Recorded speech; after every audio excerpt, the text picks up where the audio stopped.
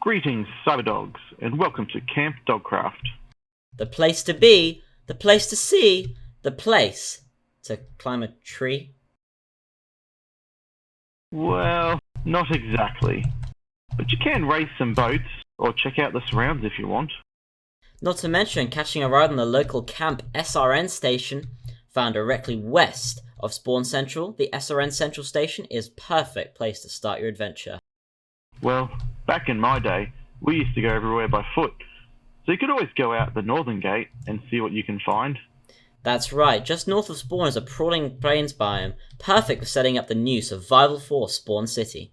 That's right, and if you haven't already, check it out. There's perfect plains there to set up a plot to mark your place in the world.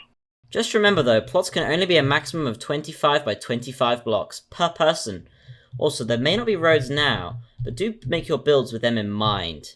We hope to see an ever-expanding city out there, full of players. But this doesn't have to be your only base. Spawn City is only there to make yourself known to the community, or as I use it for, a temp home to store a second pair of armor and fire resistance potions, just in case I die, and get sent back to Spawn. Yep, if you haven't caught wind of any communities yet, there are several already popping up on the new Survival 4 world. From Alina to Gaia, to Lotus and Takashi, there's even Najima Sara and a return of Ratunga Junction.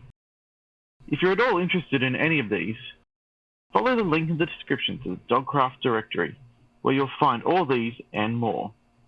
But for now, let's move across to the new CDNN studio and talk to a few players about their experiences on day one of the new world. Welcome to the revamped Late Night Studios. I'm here with Summer and Dutch, who are going to talk with me a little bit about their first day on the Survival 4 world. So tell me, first of all, Summer, did you go into Survival 4 with a plan of attack? Sure. Well, I ran out from spawn and found my base for sup. Sounds pretty cool. That's the unicorn company, isn't it? Yeah.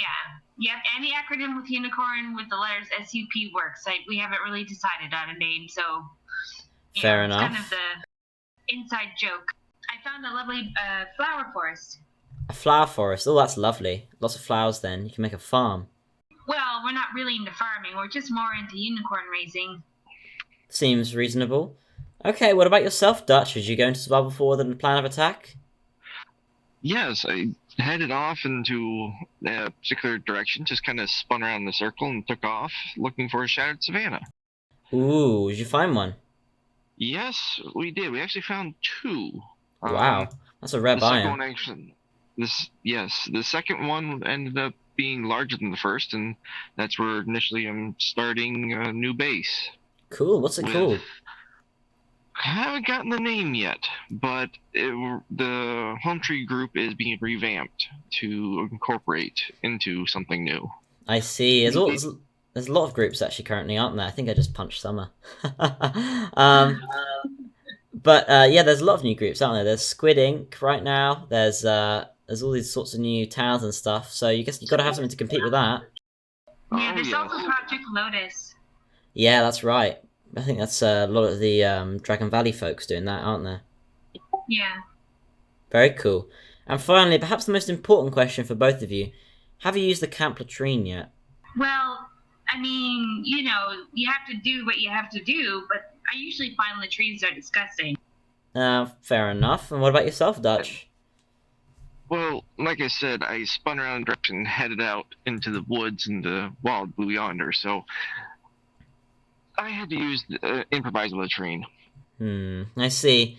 Well, folks, that's all the time we have. Thank you guys for hanging out with us, and we'll give you a free t-shirt as well. Thank you for answering our questions, and we'll see you back at the news desk. Certainly some fun had by all. Now, we'd like to take this time to talk to you about something. That's right. There's one word that we try to refrain from whilst on an SMP world, and that word is lag. The team of admins, together with the head mods and Red Dog himself, have come up with a plan that will future-proof the server for years to come. With each passing day, we see new players joining this awesome community. Because why wouldn't they? It is awesome.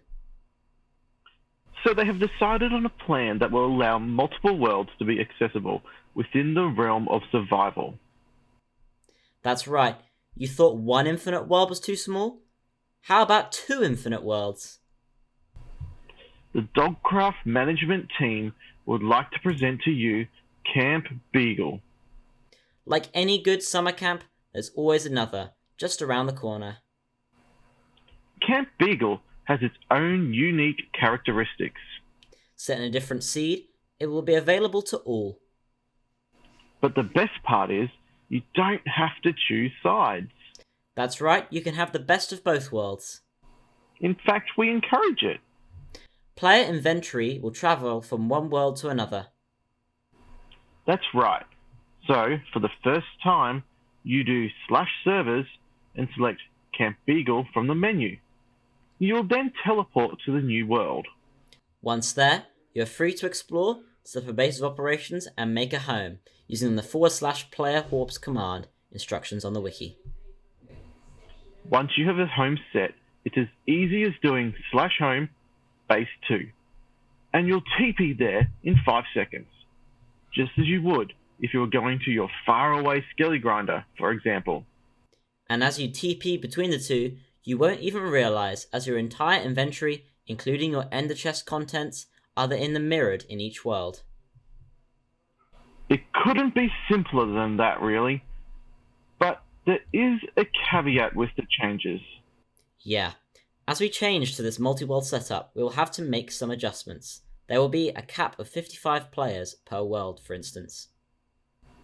Okay, I know you may have some questions, so Will and I are going to do a little role play.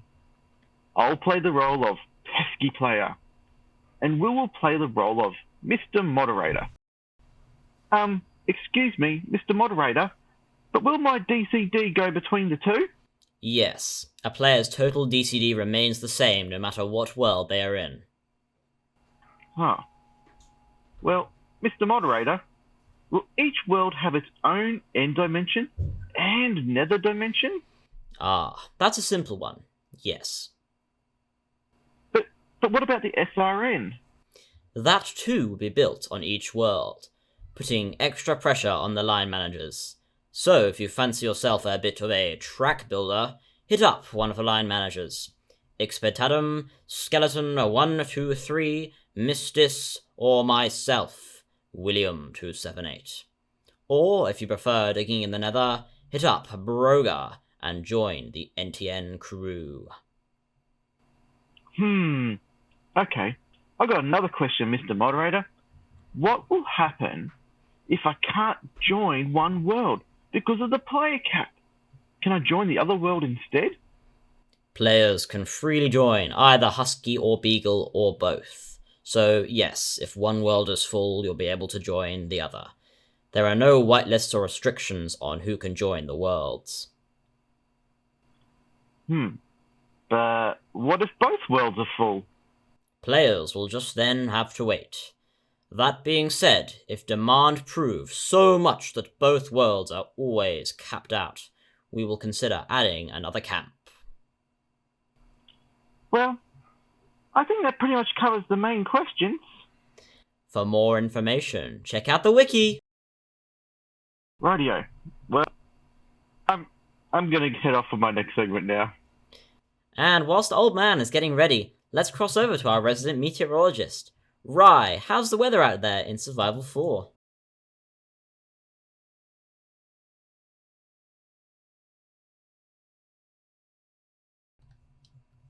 Looks absolutely inviting. The warm sun beating down. Who could ask for any more? And now we cross to a report from Old Man, who has found himself in a spot of bother. Yeah, you're not wrong there. Coming across one of these on your first night is terrifying. And I must say, I'm not a fan. It's like a boss battle that never ends.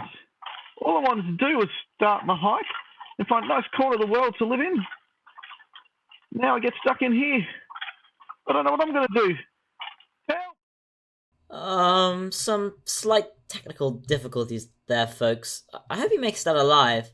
But in the meantime, here's a clip of how to survive your first night.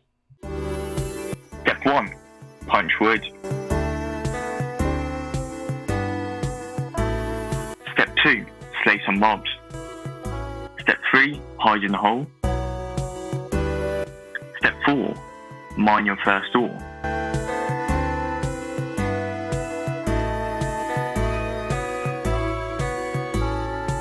And step 5, pray to the gods that you emerge on the following morning alive. Well folks, before we finish, it's time for our comment of the day. And today's winner is Skeleton123. His comment reads, "Awesome news, the Olympics on DC will at least not be cancelled like the real ones might." Well, I'm afraid we have some bad news for you. The transition to Survival 4 has meant that the Dogcraft Olympics will have to be delayed. For now. But don't worry, we fully intend to bring them back on the new world in full fighting force, possibly later in the year. Stay tuned for more information on that one. Well, I think that just about wraps it up this episode of the CDNN. Tune in next time, folks, to see if Old Man makes it out alive. Help! Bye!